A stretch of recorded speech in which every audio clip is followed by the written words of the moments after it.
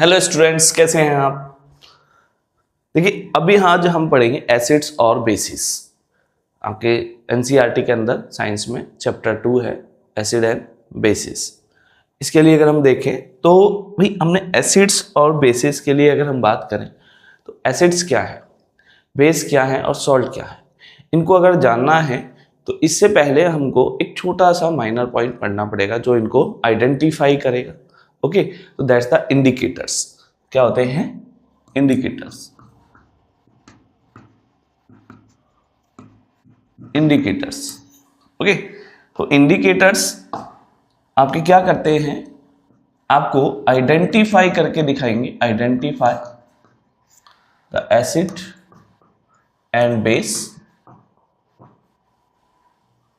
On changing their color, smell, okay. ये आपके indicators है। भाई आपको हमेशा जितने भी सब्सटेंसेस हैं साइंस के अंदर उनको हमेशा टेस्ट करना है, न कि टेस्ट करना है। ओके, क्या करना है आपको? हमेशा टेस्ट करना है। ओके, क्या नहीं करना आपको?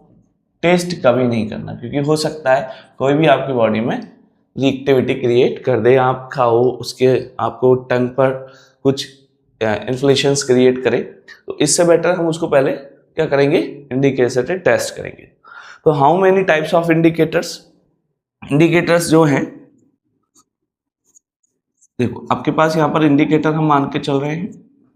फर्स्टली लिक्विड्स और सब्सटेंसेस के बेसिस पर फर्स्ट आपका natural indicator,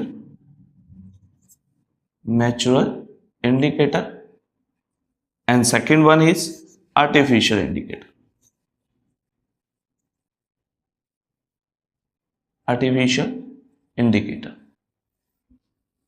natural indicator means आपके red cabbage, turmeric, litmus paper, okay, litmus solution भी आप बोल सकते हो। आर्टिफिशियल में आप देखोगे फिनोप्थलीन,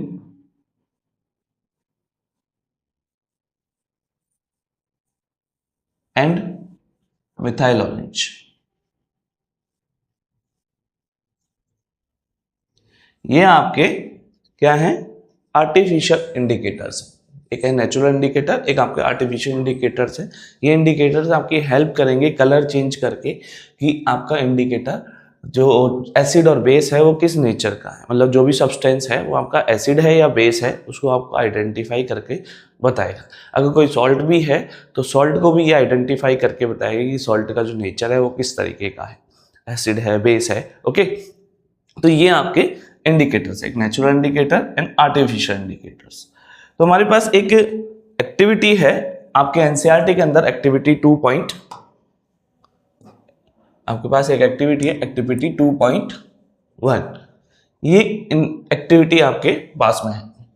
ओके स्टूडेंट, ये एक्टिविटी को आप देखोगे तो इस एक्टिविटी को हम सॉल्व करते हैं कि यहाँ पर कलेक्ट द फॉलोइंग सॉल्यूशन। आपके पास कुछ सॉल्यूशन गिवन है लेबोरेटरी में, जिसमें hydrochloric, sulphuric, nitric acid, acetic acid, sodium hydroxide, calcium hydroxide. Okay, इस तरह के कुछ सॉल्यूशन है और आपको एक टेबल गिवन है इस एक्टिविटी के अंदर, जिसको आपको बनाकर सॉल्व करना होगा। इसके लिए आप देखोगे, अभी हम देखें यहाँ पर, भाई हम टेबल बना, फर्स्टली आप देखें यहाँ पर हमने इस एक्टिविटी के अंदर पहले लिखा है आपके सब्सटेंसेस जो भी आप ले रहे हो इसके अंदर गिवन है। सेकेंड, आप यहाँ पे यूज करोगे litmus paper, that is the blue litmus paper या blue litmus solution. Okay, red litmus solution,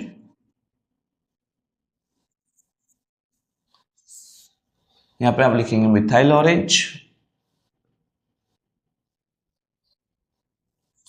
and phenolphthalein.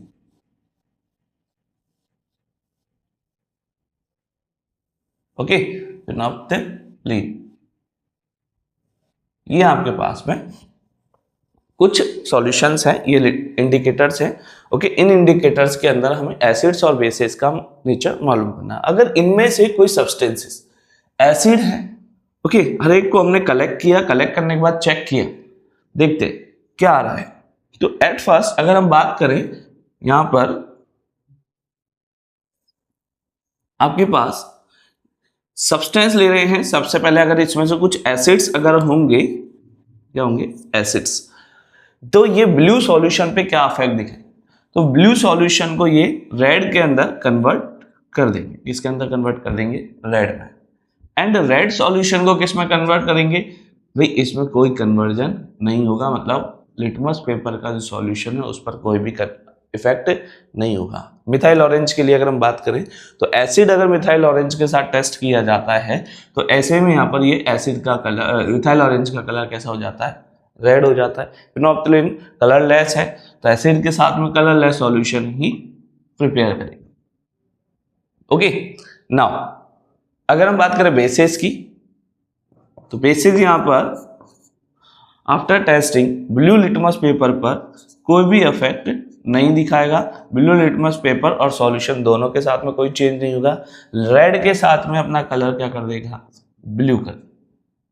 Okay, ये आपके पास लिटमस पेपर के लिए। मिथाइल ऑरेंज के लिए अगर हम बात करेंगे, तो methyl orange yellow colour show करेगा, और फिनोप्थिलीन जो है कोई लाइट पिंक, आपका लाइट पिंक या पेल, बिल्कुल हल्का पिंक कलर शो करता है। ये है। अब आप इसमें से देखेंगे सब्सटेंसेस, कुछ एसिड्स है, कुछ बेसिस है। अगर यहाँ पे आप देखोगे तो HCl,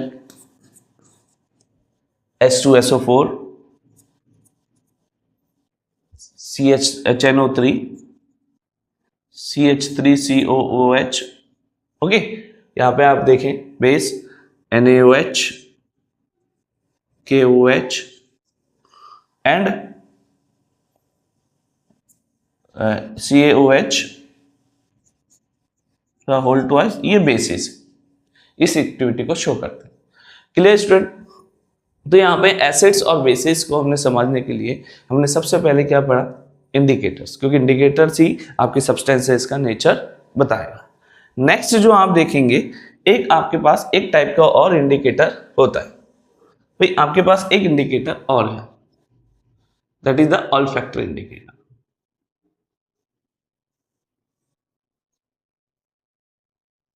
ओके, तो ऐसे इंडिकेटर्स, ठीक है,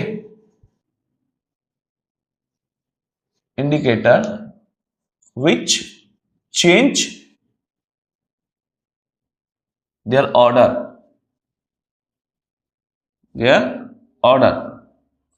हम बात करें स्मेल, है ना, विद एसिड्स और बेसिस। ओके, तो एसिड्स और बेसिस के साथ में अपना ऑर्डर चेंज कर लेते हैं, उनको हम बोलते हैं ऑल्फैक्टरी इंडिकेटर्स। क्लियर? एसिड और बेसिस के साथ में अपना ऑर्डर जो चेंज करते हैं उनको बोलते हैं हम ऑल्फैक्टरी इंडिकेटर, मतलब स्मेल को हम चेंज कर रहे हैं। पिछली बार हमने जो किया था वो क्या था, पिछले इंडिकेटर के अंदर आप देखोगे हमने क्या चेंज किए, कलर्स, और अभी हम किसको चेंज कर रहे हैं, आपके स्मेल को चेंज कर रहे हैं। Clear student? यहाँ पे आप देखोगे हमारे पास 3 इंडिकेटर हम ले रहे हैं। फर्स्टली इसके लिए भी एक्टिविटी आपके पास है, एक्टिविटी 2.2, एक्टिविटी 2.2 आप उसको भी देखेंगे, उसके अंदर भी ऐसा ही लिखा हुआ है।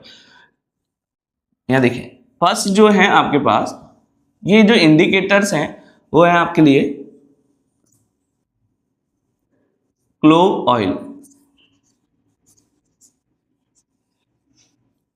Vanilla essence,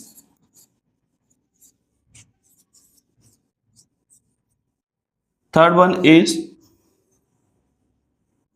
onion, that is onion. ये इंडिकेटर्स। तो एक्टिविटी में कहा क्या है, एक्टिविटी में ओनियन के लिए कहा है कि ओनियन है उसको आप उसके जो पील्स है उनको, पील्स को एक कटिंग करके, या ओनियन को कटिंग करके एक हैंकी या रुमाल के अंदर बंद करके उसको आप क्या करें, रख दें। कुछ टाइम के बाद देखेंगे हैंकी में स्मेल हो जाती है। तो how to reduce this smell?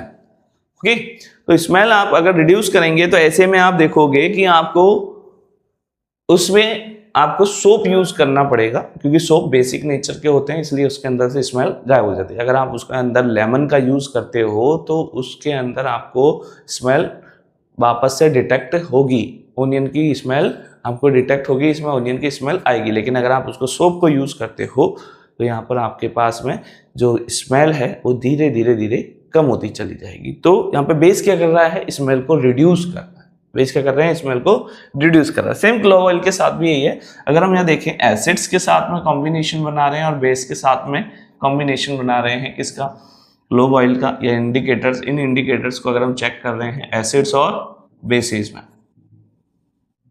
Acids and bases दोनों के लिए हम चेक करते हैं। ओके, तो यहाँ देखिए एसिड्स जो है कोई इफेक्ट नहीं डालते इसके ऊपर, क्लोव ऑयल। अगर डाल भी रहे हैं तो एक माइनर चेंज होगा जिससे हमें इफेक्ट नहीं पड़ेगा। बेस के अंदर, ठीक है, डिमिनिश्ड स्मेल क्या हो जाएगी आपकी, धीरे धीरे कम होती हुई चली जाएगी। Vanilla essence no change also. तो एसिड की वजह से इन ऑल्फैक्टरी इंडिकेटर्स में, ठीक है, कोई भी इफेक्ट नहीं हो रहा। वनीला एसेंस के लिए अगर हम बेस की बात करें तो यहाँ पर ये स्लोली डिसअपीयर, क्या हो जाएगा यहाँ पर, डिसअपीयर। ओके, तो स्मेल धीरे धीरे क्या हो रही है यहाँ पर, कम होती हुई जा रही। Clear student? ऑनियन के लिए भी सेम, यहाँ ऑनियन की वजह से कोई चेंज क्रिएट नहीं हुआ, ठीक है। ऑनियन में एसिड्स के साथ, अगर एसिड्स को हम ऑनियन के साथ डाल रहे हैं, जो मैंने अभी बताया कि एक रुमाल है उसको आप क्या कर रहे हो, एसिड्स के साथ डाल रहे हो, तो वहाँ पे उस रुमाल के अंदर स्मेल नहीं जा रही ऑनियन की। लेकिन बेस अगर आप सोप का यूज करते हो, सोप इज द बेसिक, तो यहाँ पर डिसअपीयर हो जाती है, डिमिनिश्ड हो जाती है, क्या हो जाएगी आपकी, धीरे धीरे धीरे धीरे रिड्यूस होती हुई चली जाएगी। ये इंडिकेटर है।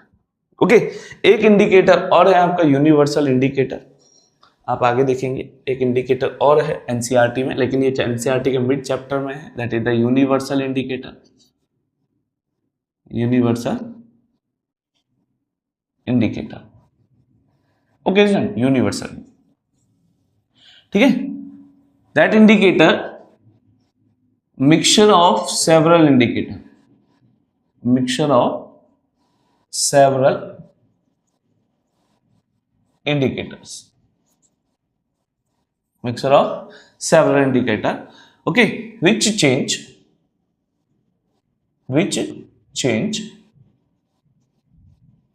its color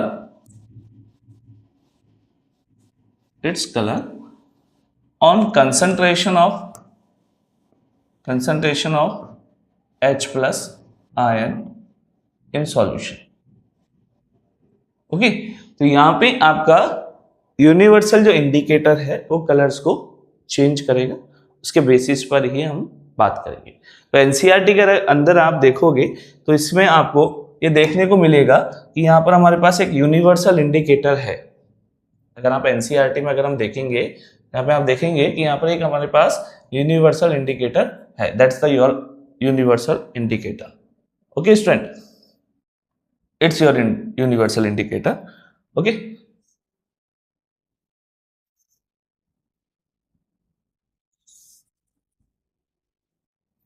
ये आपका यूनिवर्सल इंडिकेटर होगा, ओके। पीएच स्केल आप इसको बोलते हैं, जिसकी कलर कंसंट्रेशन क्या हो रही है आपकी, चेंज होती है, इसको हम बोलेंगे pH scale, okay. Universal indicator ये एक ऐसा इंडिकेटर है जो इसकी कलर हाइड्रोजन आयंस की कंसंट्रेशन के बेसिस पे कलर चेंज होते हैं। आप देखोगे पहले स्टार्टिंग पे यहाँ पे एसिड की जो कंसंट्रेशन है बिल्कुल हाईली रिएक्टिव एसिड है, इसका मतलब ये किस पर आ गया, रेड कलर पर। और एक यहाँ पर अगर हम देखें तो ये डार्क आपका ब्लू कलर, जिसको आप इंडिगो बोल सकते हो, ओके। तो ये आपका एक कैसा इंडिकेटर है, यूनिवर्सल इंडिकेटर है, जो हाइड्रोजन आयन की कंसंट्रेशन के ऊपर डिपेंड होगा, ओके। पेपर की तरह मार्केट में आते हैं, आप चेक कर सकते हो लाकर, ओके, किसी भी कंसंट्रेशन। ओके स्टूडेंट, ये तो आज थे हमारे पास इंडिकेटर्स। अभी इंडिकेटर्स का यूज करके हम एसिड और बेसिस की क्या करेंगे, टेस्टिंग करेंगे कि किस तरह वो आपका नेचर शो कर रहा है। तो हमने किया, तो नेक्स्ट जो हम वीडियो बनाएंगे वो बढ़ाएंगे आपके एसिड और बेसिस पर, एक एक माइनर चीज़ों को हम क्लियर करेंगे आपकी। ओके, तो इससे पहले आप ये इंडिकेटर्स को लर्न करें। ओके, नेक्स्ट चैप्टर हम नेक्स्ट जो इसका टॉपिक है इस चैप्टर का वो आगे कराएंगे। Thank you student.